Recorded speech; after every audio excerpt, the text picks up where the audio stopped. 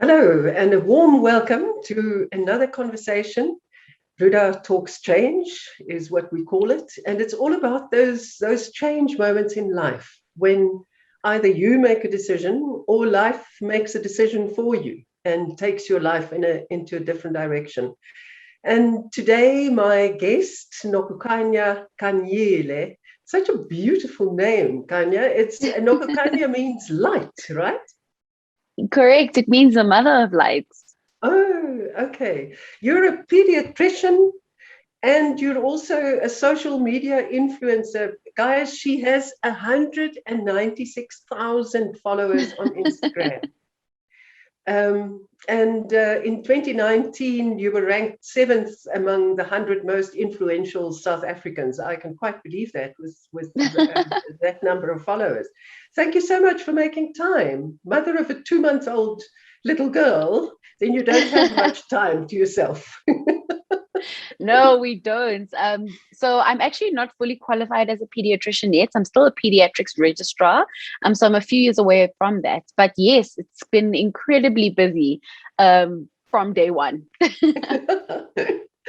Tell me about growing up. Your parents. What were you like as a little girl? What did you dream about? What did you want to do? Sure, that's a very, very long time ago.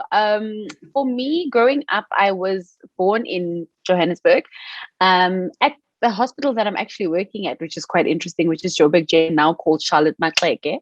I was born there and lived with my parents in Johannesburg. We then moved to the south of Joburg. So I grew up in the early years in Alberton. My parents then got divorced and I moved to Florida with my mom. But I was really very busy. I was always involved in sports, did really well at school. And so I was very busy doing things, choir, academic things, the aesthetics. I then went into high school. I went back to stay with my father. And I started really, I think, finding my voice when it came to seeing and helping the community, trying to, find what it is that I was good at, because I just wanted to do as much as I could possible. And I'm lucky that my parents were able to help me do that because they really allowed me to just be. The only rule was that you have to be good at it because you can't do anything half with a half heart. You must go through and like stick your guns to it.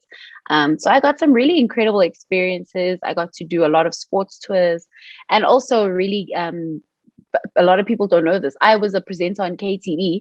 So that was a lot of fun as well. Yeah. And what did that give you? Did it help with confidence and presentation to talk in front of people, etc.?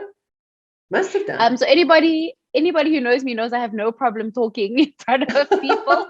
But it was really great that I was able to meet a lot of other people who were my age, who was just as confident as I felt.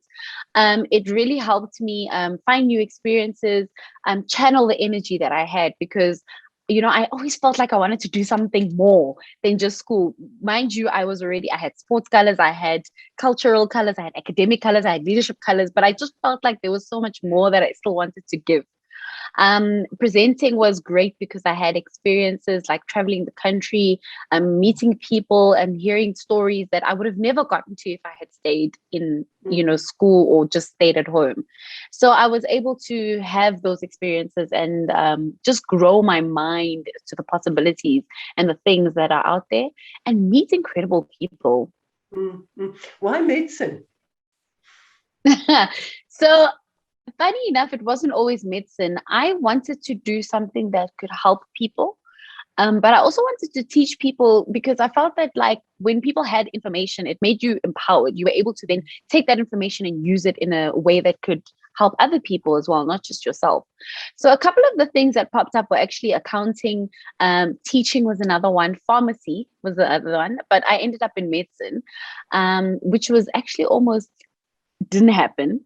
So they sent my letters to the wrong address. And my mom, being the steadfast, really strong woman she is, was like, no, we're going to go find that letter. And we actually went to the faculty and they told us, oh, sorry, we had gotten the wrong address. So I ended up in medicine. thank God. And yeah, that's how we are here. I'm getting to teach people every day. I'm getting to empower people from the comfort of my home into their homes, which is a really great privilege that I don't think a lot of people understand how amazing it is. Mm. What was it like when you really started practicing medicine? When you started working with the patients, did it fit with the idea that you had of what it So would be like? one thing I appreciate about the medical training we get in this country is that we get to encourage patients and work with patients long before we even qualify, because it is very daunting to have to understand that you are responsible for managing and dealing with human lives. So that already started when we're in about third year, fourth year. So our degree is 6 years long. And it was difficult before because you couldn't really see the patient behind the information you were studying. And once that came into practice, then medicine really clicked for me. It was so nice to understand a clinical sign, see it in different kinds of patients, see how it would manifest, but also seeing the impact of what our management or our investigations would have on those patients, how they felt about it, how they responded to it, how different people related to it, and also just seeing different dynamics in the power structures within medicine, and how that would affect a patient's care.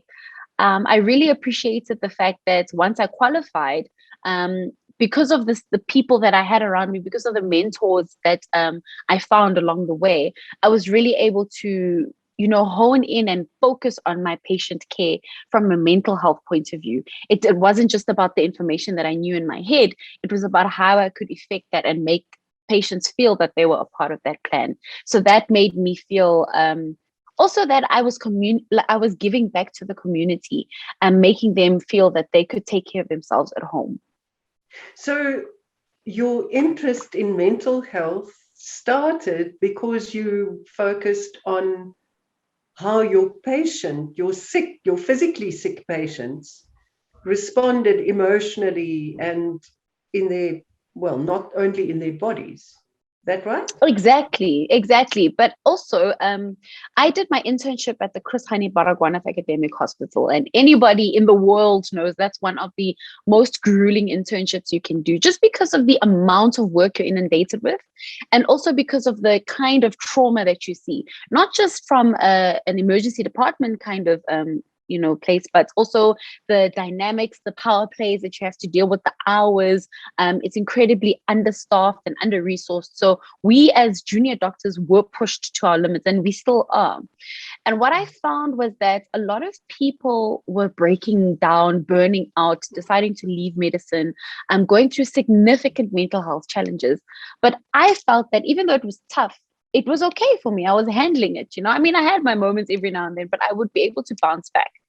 And I really wanted to understand, what was it about my experience, my life, that could help me build that resilience? And then how could I help my colleagues and my patients build that resilience in themselves as well? And what answer did you come to?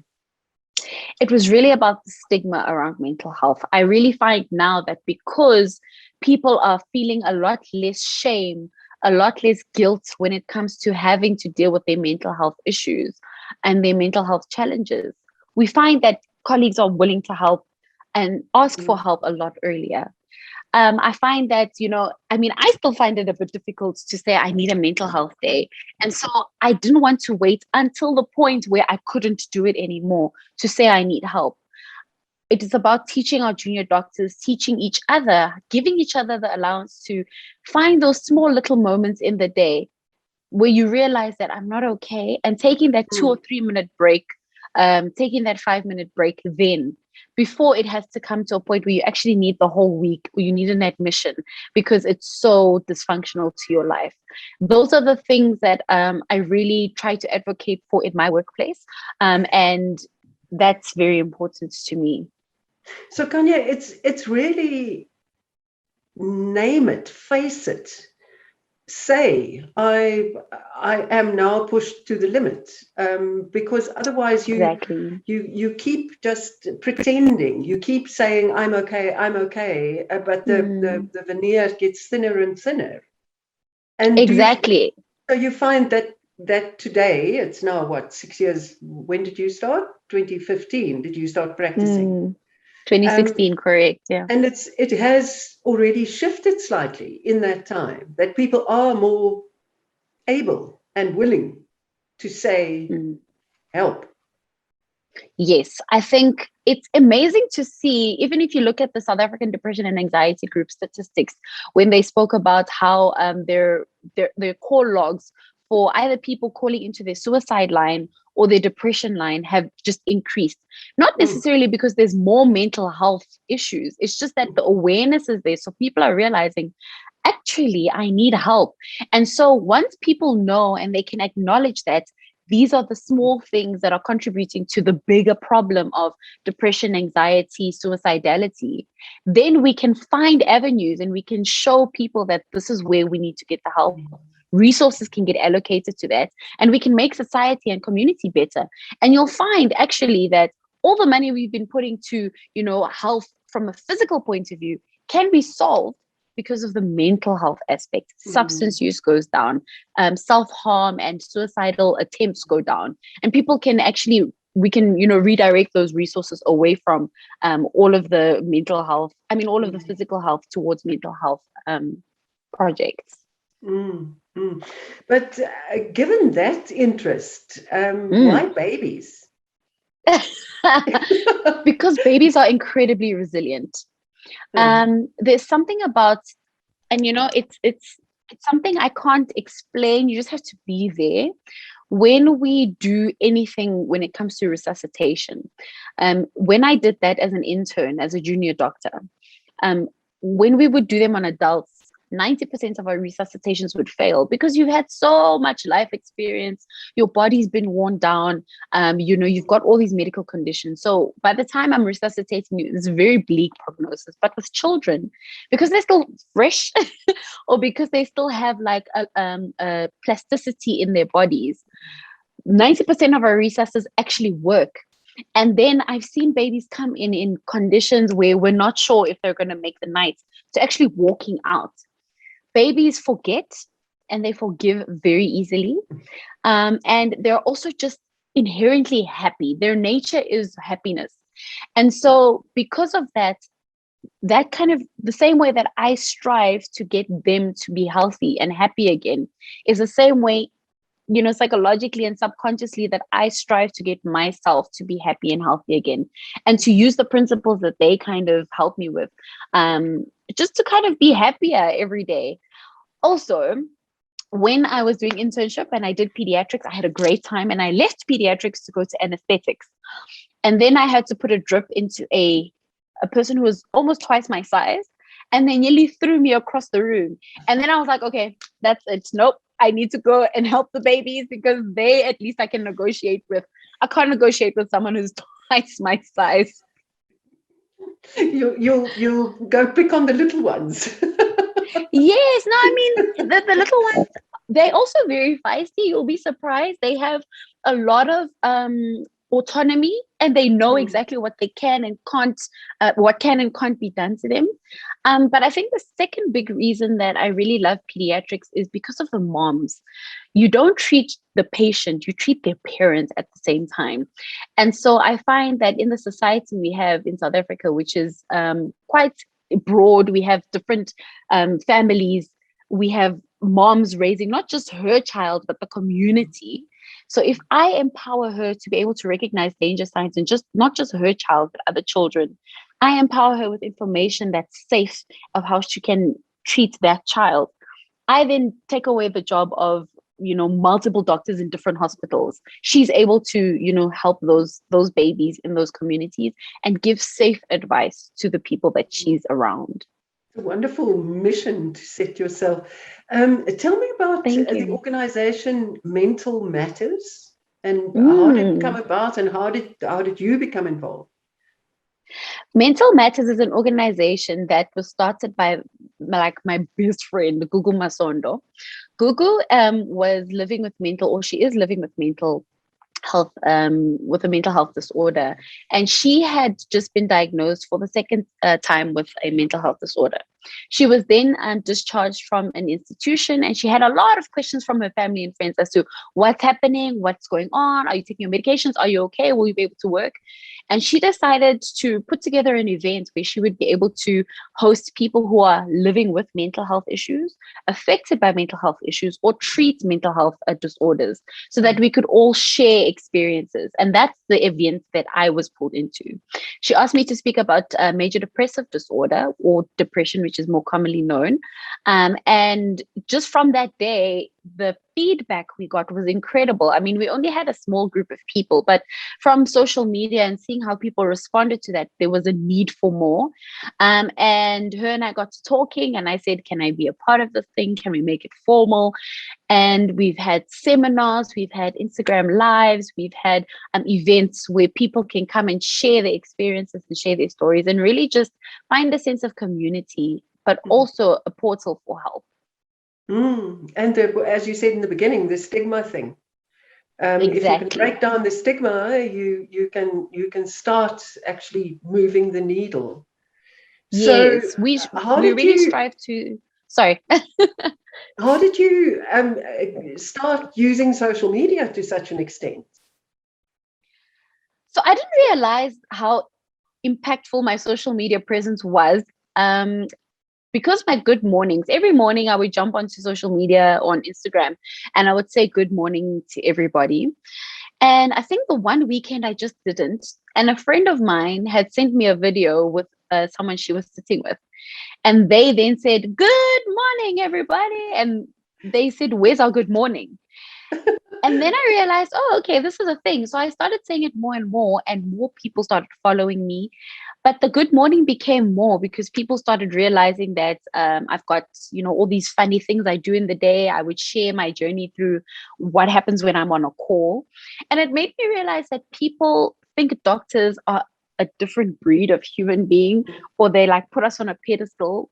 But through my social media account, they could see the daily struggles just during a day where I'm up for 24 hours plus. How I feel when I'm going through counseling a family or losing a patient, how I feel trying to write exams while working at the same time, how I feel having friendships and missing out on opportunities that I can't do because I have to work. So it really was amazing to me to see that people just want to know more about me. But I'm just living my life day to day. And that caught me off guard. But I'm finding a community in it. I'm getting to share. And even now, becoming a new mom, finding how people have such incredible advice to give that I would have never met, or I would have never known if I had not been on social media. I watched one of your posts last year in July during the second wave. Do you remember that? 11 minutes of just Khanya with no makeup, no nothing, just sitting there and saying, guys, we as doctors are driven to the edge. What made you do that? You made yourself very vulnerable. Yeah. I think the thing that led me to posting that video was I was seeing a lot of irresponsible behavior on social media, and that was hurting me because, as a doctor, so many people would jump onto posts or send me direct messages saying how inspirational I was, how much of a hero I am. But then they would go and perpetuate the behaviors that would get me into positions of high risk because the numbers were going up. People were dying. We didn't understand what was going on. Healthcare workers, we were losing healthcare workers. Sorry, so what do you mean if you say behavior that you saw on social media? People hanging about in a packed drinking place, for example, and posting pictures, or what? Yes. So, people always saying, be safe, but then they're at the same parties, yes, in huge numbers. I remember early on when the lockdown started opening up and people got excited to go back out again. And then that's when we got the second wave numbers picking up again. It really frustrated me because here I am, a medical professional. I miss my family. I miss my friends just as much as you. But because of the risk of me being exposed to someone with COVID every single day. If I can't go to work, I lose the ability to help someone. I lose the ability to save someone's life. But also, that's another staff member that's off the roster and someone has to cover for me. So it was annoying because people are saying to me, you're a hero, we love you, thank you. But they were perpetuating exactly the same behaviors that are getting me into trouble, you know? So for me, posting that video was about saying to people, I understand the frustration. I understand why you are, you can't see what's happening on our side. And we hope that you never have to. We hope that we never have to find you in the hospital. But please know that we are not okay. And seeing all of this behavior is breaking our hearts because we know we can't stop it. But this is our advocacy to say, please understand what's going on this side so that you never have to be in that place where we are. You also you're very conscious of keeping yourself healthy and fit and constantly looking after yourself. Has that always been a focus? Well, you say that you were a sports person at school. Yes, but the sports I used to play because I had nothing else to do after school and I hated going home because then what am I going to do? Sit and do homework and be bored at home all day. So I really enjoyed playing sports because I enjoyed playing sports, not because of the fitness thing, you know. Really being purposeful and making mental and physical and spiritual health a priority really came to me in varsity. Because I started seeing that I was working and burning myself out with studies and I couldn't get my mind back into the frame of saying, okay, I need to give myself a break. And so I would use the gym as a break. So I had a gym up the road and anybody who follows me knows my trainer, Watson. I've been training with Watson since 2013. And we've known each other for that long. And he pushes me, you know, but it's also, you know, about maintaining my spiritual health as well. And I find that by maintaining all of those things, I'm able to check myself. So when I start feeling my mental health deteriorate, it's when I don't want to go to gym. It's when I don't want to read my Bible. It's when I don't feel like doing those things. And then I know, okay, no, I have to check myself before I let this become a roller coaster ride that leads me into burnt out and depression. But if one can recognize it in oneself, that also equips you to help other people, huh? Definitely. It kind of sharpens your radar, to mix a metaphor. Yes, it does. Because I find that, you know, when you understand your triggers and when you understand what the steps are that are leading you to a negative road or a bad road, when other people do it, you then understand that they need help, not to reprimand them or to say that they're lazy, to say that they are making excuses. You understand why they're doing it, and then you can help them and get them onto the right path. So it's definitely about sharpening the radar and finding the problem a lot sooner. And on a more personal note, tell me about the first time you met Letlotlo and what made you think this might be the one? So Letlotlo, who's my husband now, we've known each other for years, I think over 5 or 6 years, because we went to varsity together and we had mutual friends. But we always kind of were around each other. We never really hang out together. And I had recently become single and we kind of started talking and one thing led to another and we just really had the same values. We were aligned in terms of our goals and our vision for the future. And I think the most important thing for me, because I was in slang terms, they say running the streets. I was tired of running the streets. So I really wanted to settle down. My career was becoming a lot more serious. I was needing to focus on studying and getting out research and doing a lot of things that involved me staying at home. And so that was important. But the big thing was that as a man, sometimes I feel like I intimidate my partner. And I can see that by the way that they treat me or they treat my friends. And he's never made me feel that way, not one time. He's always allowed me to flourish and to grow. And it's strange that in a country where there's so much gender-based violence and there's so much emotional and physical abuse, that here is someone who, you know, really goes above and beyond just the bare minimum. So that really, it blew my mind. And so we just started dating, and we've been inseparable since. And if you say you share the same vision for your lives, can you put words to that? What is that vision? So the vision, so I live my motto by the fact that I'm a real girl in a big world tasked by an awesome God to save little people. And that is basically like the synopsis of everything I do. And so when I look at each individual aspect of that, I'm a real girl. What does that mean? We sit together and we're willing to do the work to make ourselves real, have a real authentic relationship. We have this big world, so we want to tackle it. What are our visions and our goals in terms of our careers? He's willing to help me get there. I'm willing to help him get there.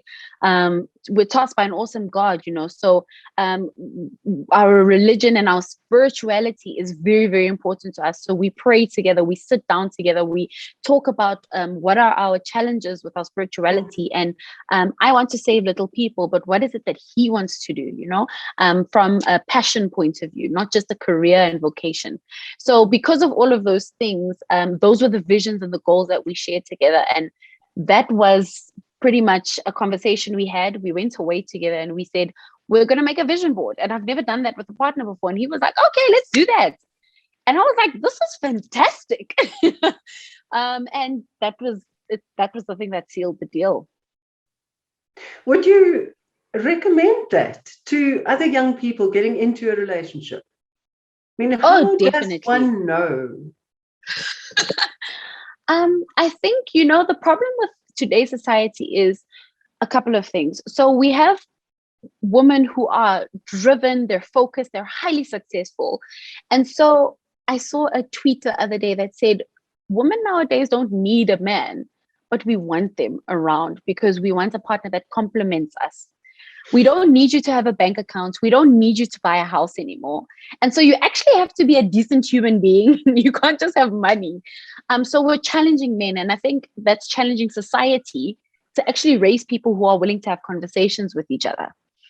And so a vision board, I find, gives you a practical tool and something you can both see and remind each other about every day to say, what are our core principles? What are our deal breakers? Then we get it out from the beginning.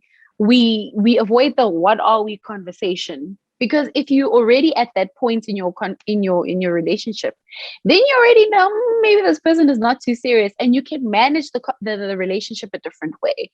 You don't always have to marry every person that you get into a relationship with, but it would be nice to know from day one that you are not sure about marriage, or you're not sure about marriage with me.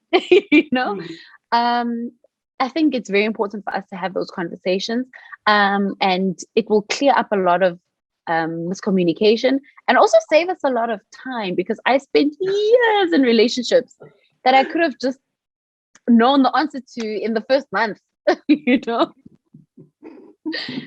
And now recently you've acquired a third member of the family.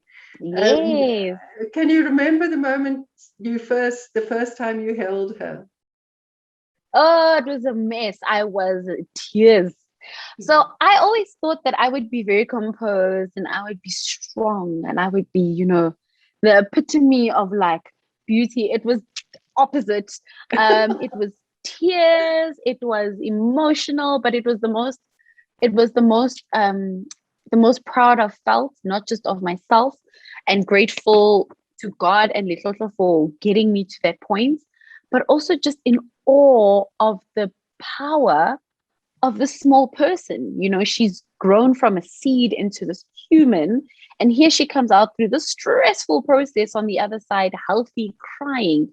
It was incredible to watch. And then because we could never see her face on the scans, to actually then see her face and be like, here you are. I'm getting a little bit emotional thinking about it now, but it was the most beautiful thing I've ever experienced in my life. And what struck me when you were telling the story about your childhood years, so many South African children do not have a relationship with their father. and you had that. What did that mean for you? What do you want to say to your peers? Who I was in an Uber the other day, and I asked the guy, so where did you grow up? Blah blah blah, and he said, no, my father was a hit and run. Oh goodness. So what is your message to South African men and South African fathers? It's very interesting because my mom and my dad were kind of similar, but they were very different. And my mom was very nurturing and very positive. She's the morning person. That's where I get it from. But my dad was the calm. And so I needed both. And I understand why I needed both. And I don't know the person I would be if I didn't have my dad around. And anyone who knows me knows I'm a daddy's girl. But I say to my peers that having that relationship with your father is incredibly important, because you have somebody who you can turn to when you need comfort.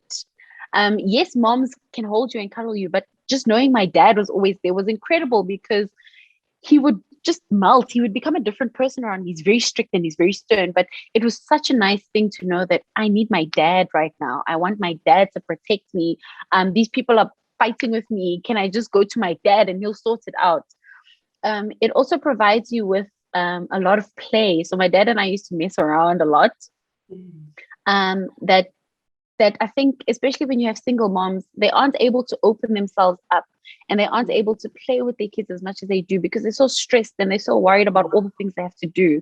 So when you have both parents, it really is. And even now with me going through just the pregnancy journey, I see why having a dad there is so important. And I see Letlotlo with Diapolo now.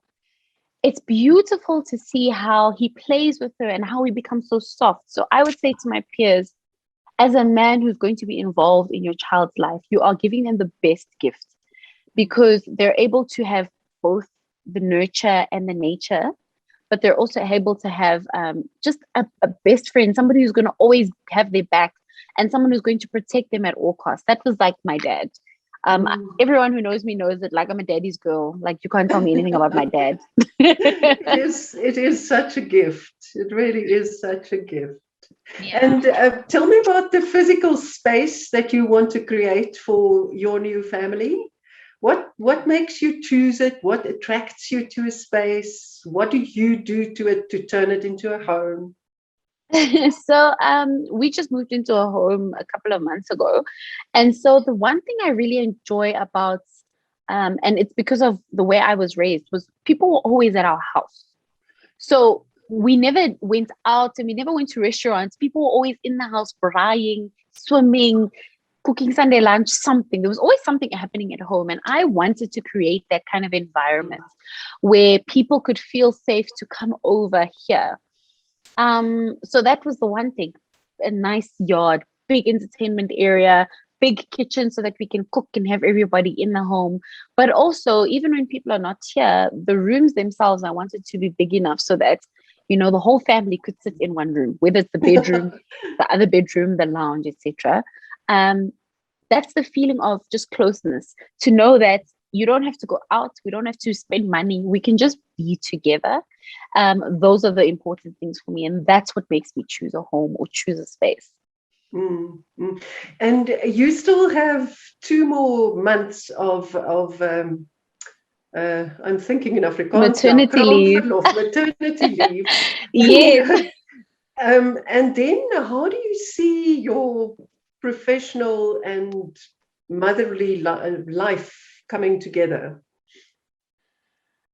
One thing I will say is Diapolo is going to make me a better doctor, because just seeing how she has changed and trusting my instincts a lot makes me understand why I'll need to listen to mothers a lot more. I think I was doing it before, but now that I am a mom, I realize that I actually wasn't doing it enough. So it's going to make me be a lot more aware of what they're saying and their input. I think I'm incredibly terrified because the calls are going to be so exhausting and so long. But I'm grateful for, one, the fact that she's still young. So she's not really going to be angry at me if I can't be there. In her mind, it's gonna be like, oh, mommy's at work. She's gonna get used to that. But she still knows that I'm going to be there. I'm going to have a lot of mom guilt already now. I can feel it, because even when I have to leave her to go to like the gym or something, I'm just like, I don't want to go. How am I going to do a 24+ hour call with that? But I'm grateful I have a lot of help. So hubby works from home. My mom lives 10 minutes away. We have someone who comes in and stays with us to help take care of her. So I think for new moms, it's just about accepting the help, and especially new moms going back to work, is lean into that help, because I don't think I would have been able to handle that going back on my own. Yeah. Well, I can only say enjoy every moment. I still remember, my son is now 34, he's older than you, but I still remember that first holding him, and I always say your insides melt, and they never become normal again. You're just different. So definitely, you're never enjoy. the same person. You are never going to be not a mom. So it's really interesting, because it's weird that this person is mine for like ever. Everyone knows she's mine, which is an amazing, because Litlotlo was not mine at some point, and now he is mine. And so now, but with her, she's mine. Like, that's how it is. It's incredible. Enjoy every moment, and I really hope that it works out, that you use your network as wisely as you are planning to, so that you can keep your own sanity going for the sake of your daughter. Thank you so much. I intend to. Yeah. Yes, no, I intend to. Everyone asked me to give them a bit. My mom and my sister were like, we want a baby. I was like, here's the baby. Babysitting is going to be mandatory, so I will definitely use those services. All of the very best, and thank you for making time. Thank you, and such an honor to speak to you. I've loved watching you for years and years and years, so I'm incredibly honored that you would speak to me and just give me the time of your day. Thank you very much. And to all of you out there, thank you for watching, for listening. All of the very best. Enjoy life. Until the next time.